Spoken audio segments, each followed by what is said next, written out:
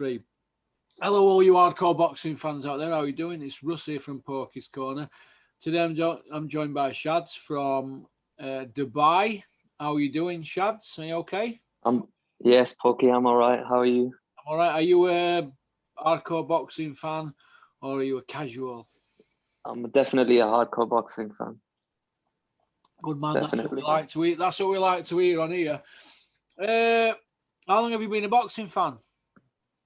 I started watching boxing when I was around 14. The first fight I watched was I was a casual back then. I watched Manny Pacquiao versus Floyd Mayweather, and then I was in love with the sport since then.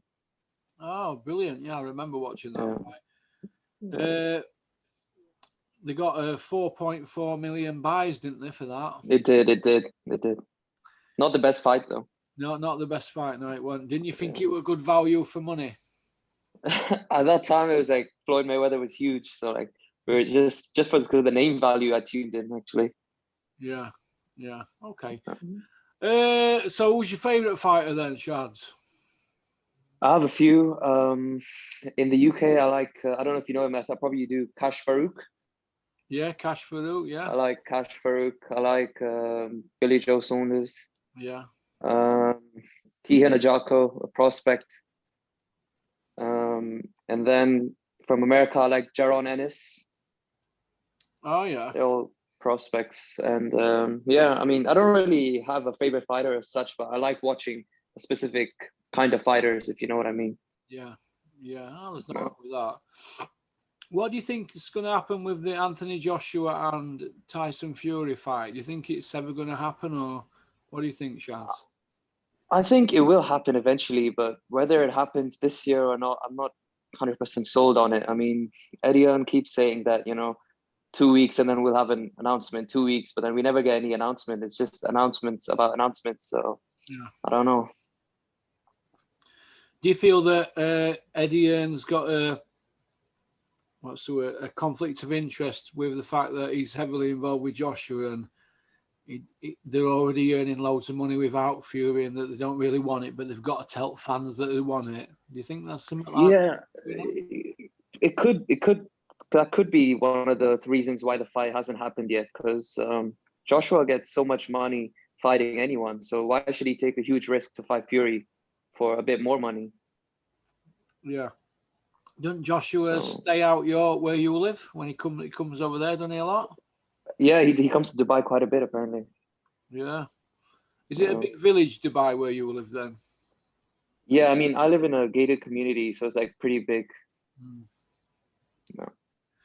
Oh, must be nice. You must be an hard worker to live out there in Dubai then, young man. Yeah. Not wrong with that. What do you think about Billy Joe Saunders' chances against Canelo? It's a bit of a tough one because he's one of my favorite fighters. But I thought he had a better chance a couple of years ago, down at 160, when he was pretty good in a couple of fights when he was under Dominic Ingle, and Canelo wasn't as good back then. But now Canelo's improved, and Billy's not really been that good since then, and he's been a bit inactive. But I do believe that he has the style that can cause Canelo issues, the southpaw, good feet, good hands. So I won't be picking him to win, but I think he can put in a really good performance, maybe, and then the fans can get behind him and said, oh, he gave him a very good run for his money and, stuff like that. Yeah, I've fallen into that bracket in the last couple of weeks, saying, well, I'm hoping that Billy Joe Saunders, if he loses, it's like by a couple of rounds, could have gone exactly, yeah. You might get a rematch kind of thing. And why can't he just go out there and knock him out? Go for it. I think 2 reasons, because that's like not his style, first of all, and I don't think he has the power to actually hurt Canelo at all. I think, and Canelo's chin, I mean, he took shots from Golovkin and Kovalev and they didn't even deter him at all. Yeah, I can see where you're coming from with that. And but I'm happy he's under Mark Tibbs now. I rate Mark Tibbs very highly as a coach. Yeah. Well, he was with Mark Tibbs and Mark's dad for years from him turning. Jimmy, yeah. let's hope that Billy can put on a great performance. I think he's up against it. I think Billy's best performance in recent years is the David Lemieux fight, but that was 2017. That's the issue. It was a lot of years ago. We don't know how good he is since then. No, it's been times knocking on since then, and Billy's not really kicked on since then, has he? No. But one good thing about him is that he's not a shot fighter. He hasn't taken much punishment over his career, so he's relatively fresh. He's one of the fresher Canelo fighters coming off. Yeah, you might be right there. Canelo is very good at picking his opponents after he sees weaknesses. Like he picked Callum Smith right after his performance against what's his name, John Ryder, a fight that I thought he lost. So he saw holes in his games and picked him, and he was amazing against him. Yeah. What do you think to Chris Eubank fighting Marcus Morrison? Do you think that's a good fight, Shaz? It's a complete mismatch. I mean, Chris Eubank's career is so up and down. I mean, he fought James DeGale, and then he fought the Russian guy, and then now he's fighting a guy who's like English or British level at best. Yeah. I mean, Marcus Morrison lost to Tyan Booth a couple of years ago. Yeah. So, I mean, and I don't know how that's on pay-per-view. I mean, that whole show is a pay-per-view of mismatches, in my opinion. The May 1st one. It's a strong A side versus a weak B side. Do you feel, though, that Marcus Morrison will want to take his chance and his highest payday, though? Yeah, for sure. It's a great opportunity for him, but I don't see what it does for Eubank, honestly. Do you feel that Chris Eubank's been carefully matched? I mean, it's tough to say because whenever he's moved up and stepped up, I mean, he's lost against Billy Joe, against George Groves. So I think fighters nowadays aren't matched very well. Like you can see the other day, like Willie Hutchins and these guys, they're going from fighting nobodies to fighting a somebody and losing. The same with Daniel Dubois. These guys aren't getting matched at the right level. Yeah. The last guy I remember that Frank matched really well was Billy Joe. He matched him like from debut, slowly picked it up. British, Commonwealth area, European. That's the route these guys have to take if they want to make it big, I think. Yeah, you know what? Too many people skipping British level nowadays. Thank you very much, because I've been banging on about that for a long time, and people keep saying I'm crazy. No, you're right. I don't like to harp on about this, but when Carl Froch won the British title and the Commonwealth, he defended them as many times as he can. I think Commonwealth outright. British about 4 or 5. You're learning your craft, aren't you? Yeah. Do you feel that too many fighters want to do a Conor Benn and just go for a WBA international belt and forget all the levels? Yeah. Too many of them. They just jump the levels, all of these guys. I mean, Conor Benn is like, he's improved a lot since his debut. You can see that, but like, he hasn't got the experience of fighting at British level or European level. He needs those kind of fights before he jumps in with a world level name. What do you think about Campbell Hatton exploding onto the scene and with all the?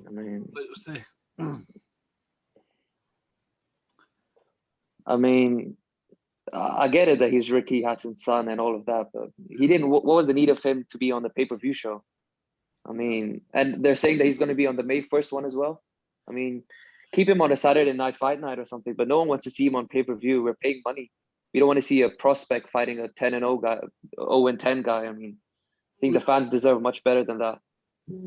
Yeah, I agree with you. All right then. Women's boxing, what do you think to that at the moment?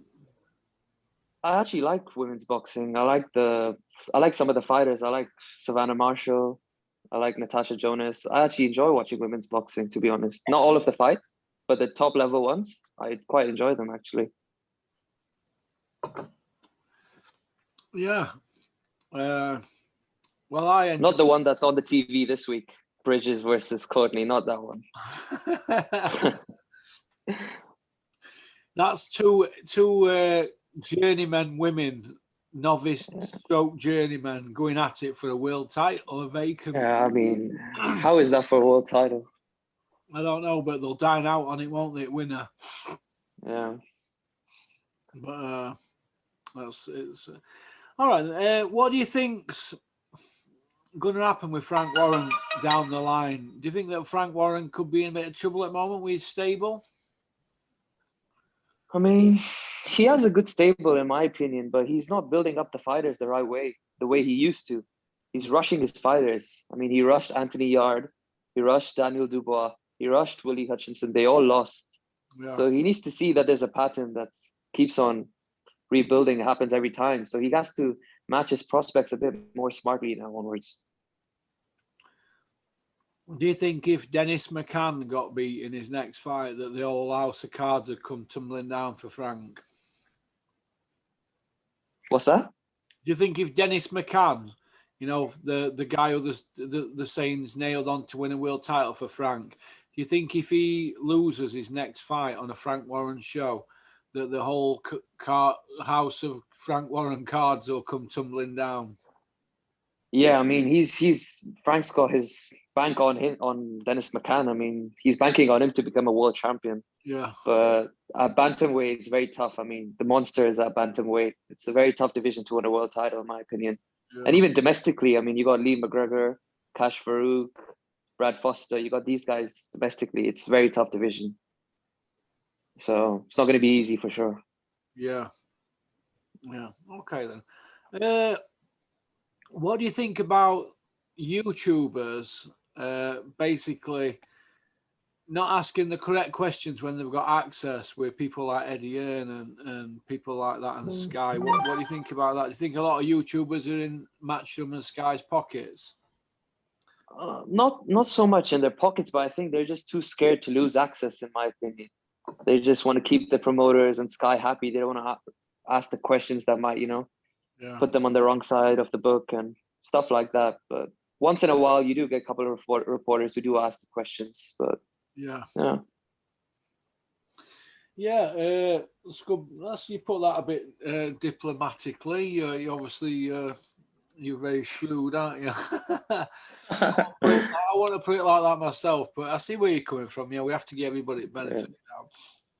Do you feel that the mainstream hacks, the Steve Bunce, Gareth Davis, them sort of people, Ron Lewis, do you think there'll be a thing at past in next 10 years? Oh, it's a tough one to say. I mean, they've been around for a long time. Yeah. I mean, I don't know what Gareth A. Davis knows about boxing, to be honest. I mean, I just see him like around fighters, but I'm not really sure. He likes to hang around the female fighters, doesn't he? Yeah. Hey. Okay.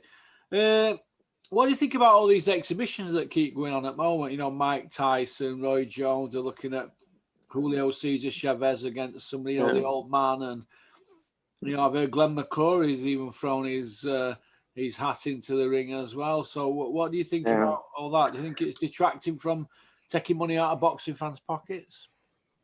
Personally, I'm not really a fan of it, these kind of exhibitions. I mean, the Tyson Roy Jones one wasn't that great, but it had so much hype about it.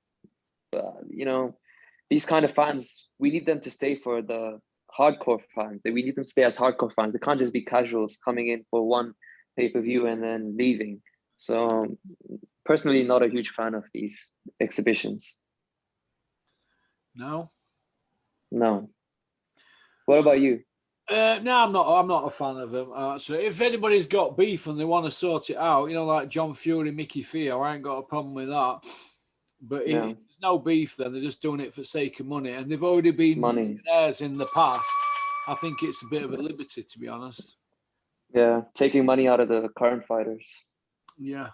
What do you think about Tony Bellew and the rumor doing the rounds that he might be getting ready to come back? What do you think to that? I doubt he'll come back. I doubt. Who would he fight, first of all? Well, he'd have to fight somebody at heavyweight, wouldn't he, with the size of him? Yeah. I doubt he'll come back, if I'm honest. Do you think Dave Allen will come back? Probably.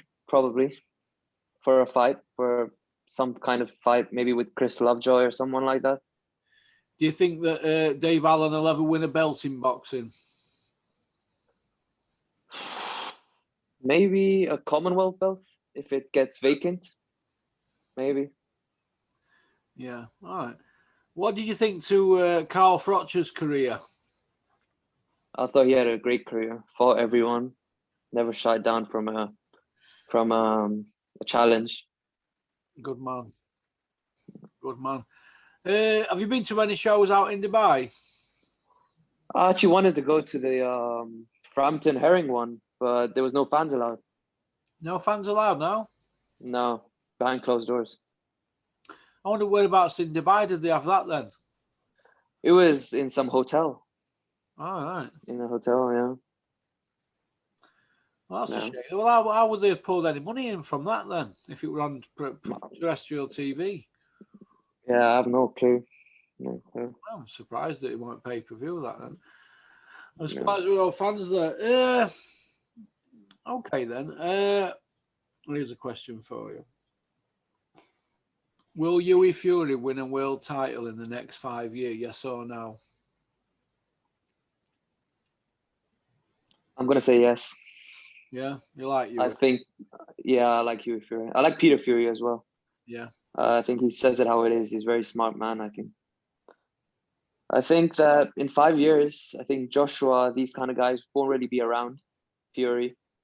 And I think Hughie Fury's got so much experience fighting the guy likes of Pulev and Parker at such a young age that he's like, what, 26, 27 right now? 26, yeah, 26. So that's going to keep him in good stead moving forward. But he needs a win, like a signature win. He needs to, I don't know who he can fight. He's in a bit of a tricky situation, but he needs like a win over like Dillian White, someone like that, you know? But they won't get in the ring with him. No. It's a bit too awkward for them, in my opinion. It's hard to match Hughie, actually. You can't get a fight Yeah. at the moment, Hughie, with match. Yeah. It's very, very hard to match. I wouldn't mind him and Dubois or someone like that if Dubois can get a couple of wins.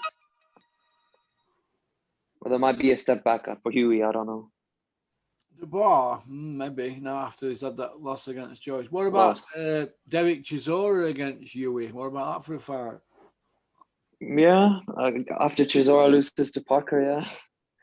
I mean, Chisora has been on so many pay-per-views. I'm just tired of watching him now. Do you feel that Derek Chisora's shot to bits?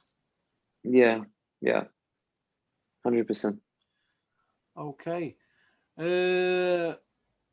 What do you think about Golovkin? Where's his career heading at the moment?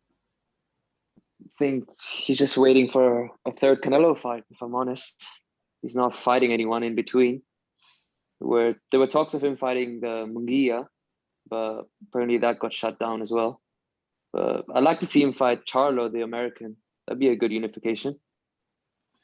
Yeah, it would, wouldn't it? What do you think about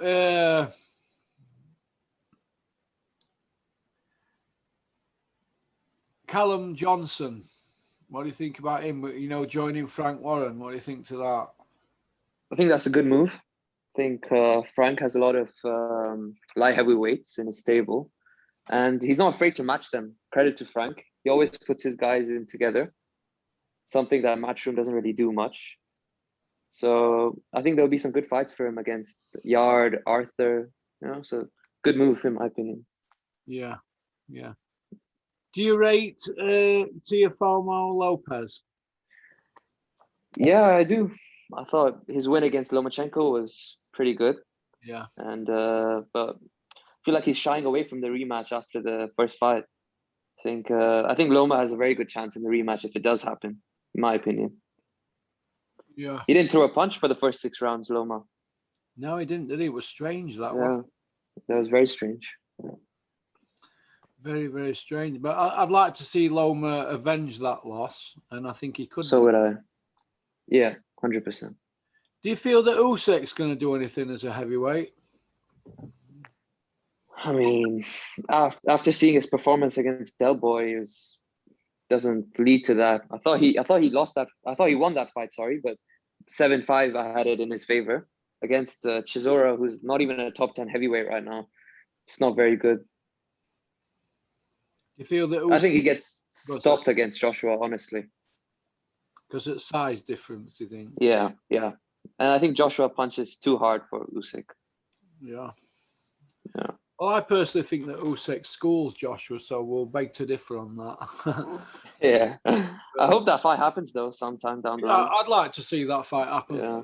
for Joshua's next fight. If he doesn't fight Tyson Fury, I'd like to see him fight his mandatory. Yeah, 100%. So, all right then. Well, listen, it's been a pleasure having you on. Thank you. Been a pleasure being here too. Very polite. It's nice to have somebody on from Dubai. What's the weather like out there all the time? Is it red hot? Yeah, it's red hot right now. I mean, going into midsummer, so it's going to get even hotter in a month or two. Yeah. Do you see Lawrence Okoli walking about with his gold?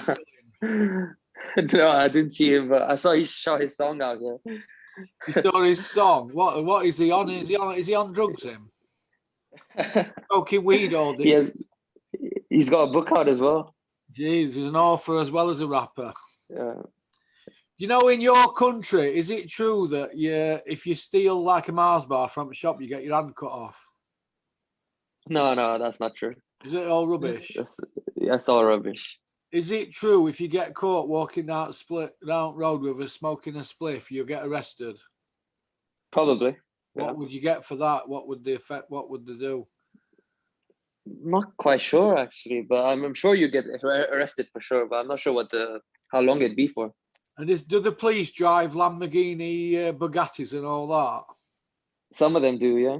Some of them do. So I'm not going to be able to get away from him in my C-class Merc.